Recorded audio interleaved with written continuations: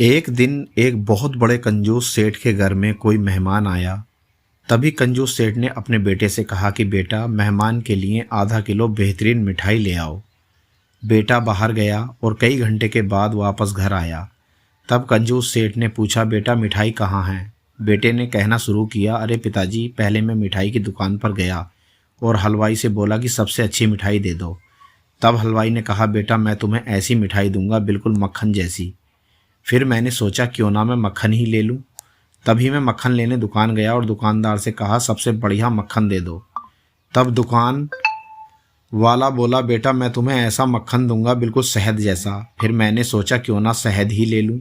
तब मैं शहद वाले के पास गया और उससे कहा कि सबसे अच्छा शहद दे दो। शहद वाला बोला, ऐसा शहद दूंगा बिल्कुल पानी जैसा साफ।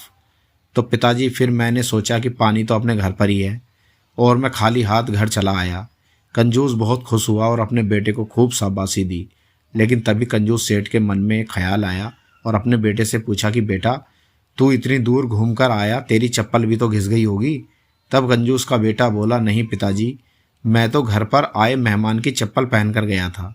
बेटे की यह बात सुनकर कंजूस की आंखों में खुशी के आंसू आ गए और अपने बेटे को गले से लगा लिया और कहा कि बेटा, जीवन में तू मुझसे भी कहीं ज़्यादा कंजूस बनेगा और पैसा बचाने में तू खूब आगे तक जाएगा। Thank you.